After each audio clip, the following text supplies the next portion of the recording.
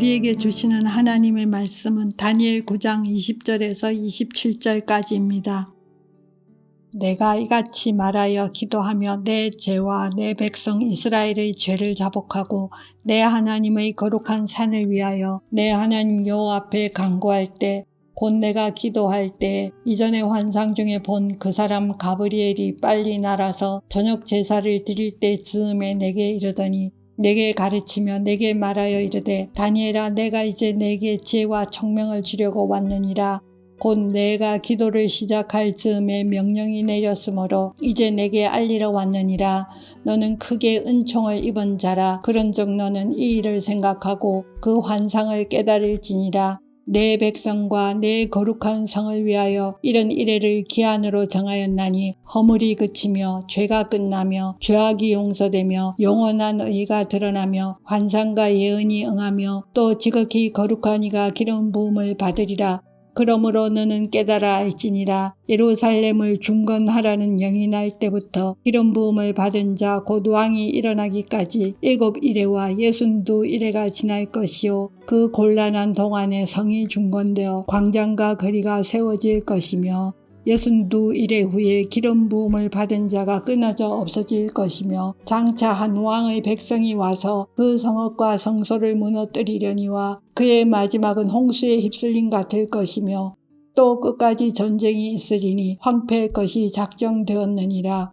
그가 장차 많은 사람들과 더불어 한일의 동안의 언약을 굳게 맺고 그가 그 일의 절반에 제사와 예물을 금지할 것이며 또 포악하여 가증한 것이 날개를 의지하여 설 것이며 또 이미 정한 종말까지 진노가 황폐하게 하는 자에게 쏟아지리라 하였느니라 하니라.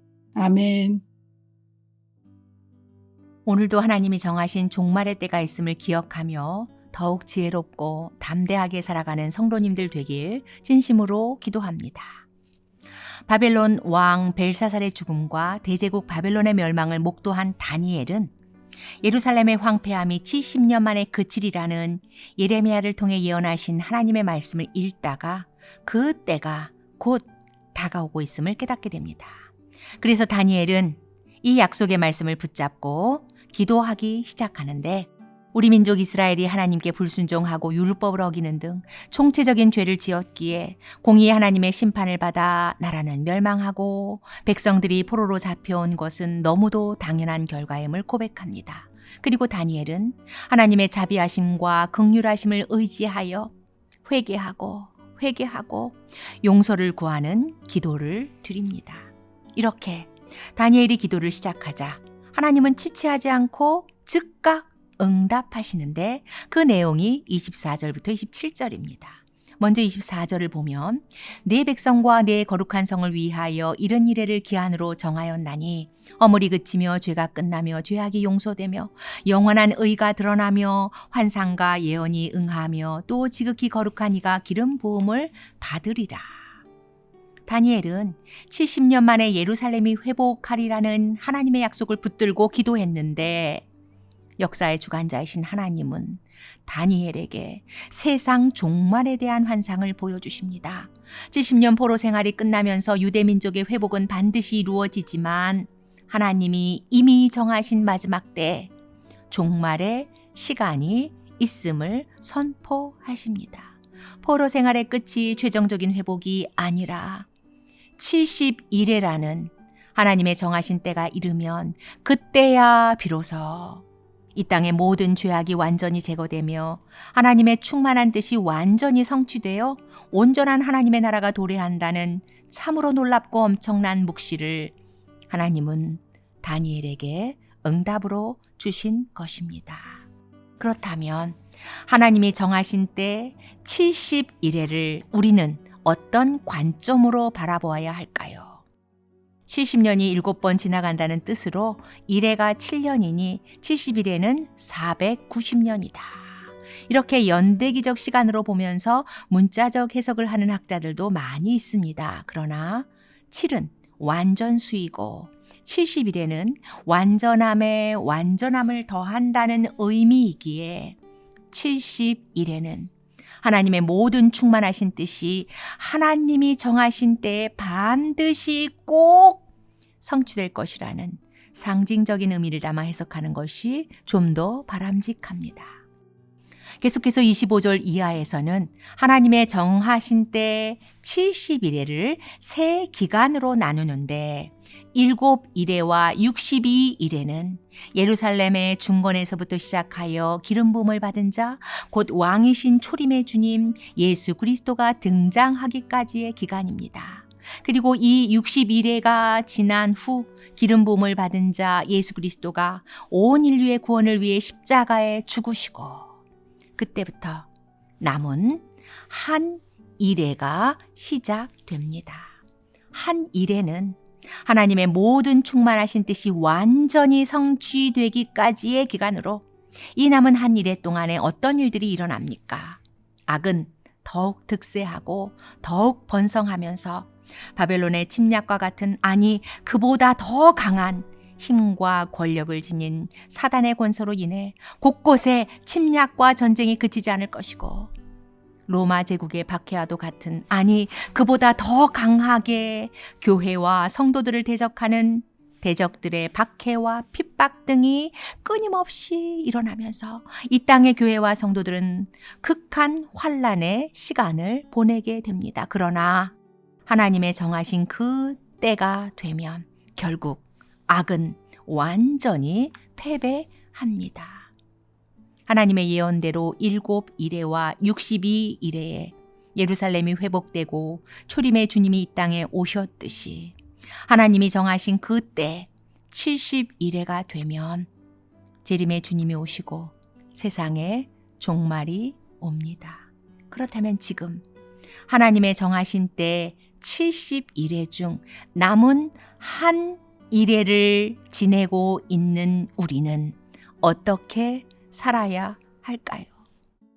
10대 어른 나이에 바벨론의 포로로 끌려온 다니엘은 느부갓네살 왕의 꿈 해석을 위해 목숨을 걸고 친구들과 함께 간절히 기도했고, 사자굴의 위협 앞에서도 하루에 3번 기도하기를 멈추지 않았고, 지금 80이 넘은 노인의 때에도 다니엘의 기도는 계속되고 있습니다. 20절에 내 죄와 내 백성 이스라엘의 죄를 자복하고 내 하나님의 거룩한 산을 위하여 내 하나님 여호와 앞에 간구할 때, 그래서 우리도 다니엘처럼 안으로 나의 죄를 샅샅이 들여다보고 밖으로 세상에 들끓는 죄악을 바라보면서 철저히 회개하고 쉬지 않고 기도할 때 우리 한 사람 한 사람의 작은 외침은 이 시대 가운데 작은 불씨들이 되어 거룩한 부흥의 불길을 일으키게 될 것입니다. 그리고 22절의 말씀대로 다니엘이 기도할 때 지혜와 통찰력을 주신 하나님이 우리가 기도할 때에도 변함없이 동일하게 우리에게, 우리 각 사람에게 지혜와 통찰력을 부어 주실 줄 믿습니다. 다니엘이 포로 생활 중에도 어김없이 행했던 것이 또 하나 있는데 21절 후반절입니다. 저녁 제사를 드릴 때 즈음에. 저녁 제사는 매일 오후 3시경에 드리는 번제로 다니엘은 어린 나이에 예루살렘에 있을 때부터 저녁 제사를 드렸고, 거의 70년의 시간이 흐른 지금 이방 땅에서 포로 신분임에도 불구하고 그는 여전히 예루살렘의 시간에 따라 살아간 것입니다. 바벨론에 살았지만 바벨론에 속해 있지 않았고 환경과 여건이 변했음에도 불구하고 다니엘의 시각은 여호와의 법대와 율례 안에 그대로 머물러 있었습니다. 다니엘의 마음속에는 은혜의 수단인 예루살렘의 참된 예배에 대한 갈망과 애정과 열정이 고스란히 담겨져 있음을 볼 수 있습니다. 코로나로 인해 대면 예배가 중단되고 온라인 예배가 생기면서 어떤 형태로든 예배는 계속되었지만, 그러나 이제는 전 교인의 대면 예배가 속히 회복되어야 할 때입니다. 교회는 신앙 공동체이고 신앙 공동체로서의 교회의 중요 정체성은 바로 온 성도가 다 함께 드리는 공동체 예배입니다. 지금도 매주 많은 성도들이 대면 예배의 자리로 나오고 계셔서 얼마나 기쁘고 반갑고 감사한지, 그러나 아직도 온라인에 머물고 계신 분들이 있기에 다니엘을 통해 도전합니다.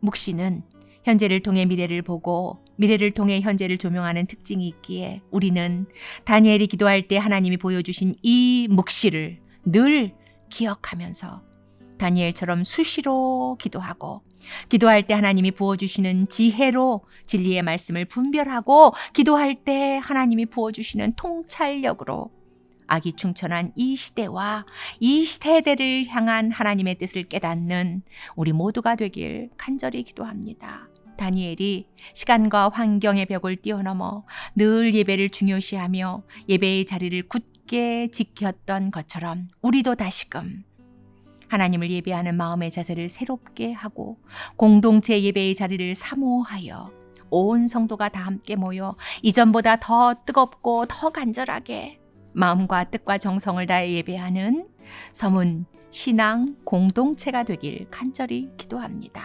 그래서 서문의 모든 성도님들이 역사의 주인이시여 주관자이신 하나님의 손에 붙들린 언약 성취의 도구들이 되어 이 마지막 한 일회를 지혜롭고 담대하게 살아가길 진심으로 소망합니다. 존 버년의 철로 역정에 보면 순례길을 떠난 크리스찬은 해설자를 만나게 되고 해설자는 그에게 7개의 방을 순서대로 안내하면서 가르침을 줍니다. 4번째 방에 도착하니 불타는 벽난로가 있고 어떤 사람이 벽난로 앞에 앉아서 불길에 계속 물을 끼얹고 있었는데 그런데도 불길은 이상하게 꺼지지 않고 더 세차고 더 뜨겁게 타오르는 것을 봅니다. 해설자는 이 불길은 신자의 마음에 역사하시는 하나님의 은혜이고 물 뿌리는 자는 불을 끄려고 애쓴 악마라고 말하더니 해설자는 이내 크리스찬을 데리고 벽 뒤쪽으로 갑니다. 거기에는 기름통을 든 사람이 계속 불길에 기름을 붓고 있었는데 이때 해설자가 이렇게 말합니다. 이분은 그리스도이십니다. 그리스도는 사람의 마음속에 이미 시작된 일을 계속 유지하기 위해 은혜의 기름을 계속 붓고 계십니다. 우리와 함께 있고 싶으셔서 육신을 입고 이 땅에 오신 하나님이신 예수님은 마태복음 28장 20절에서 임마누엘의 약속을 하십니다. 내가 세상 끝날까지 너희와 항상 함께 있으리라. 아멘.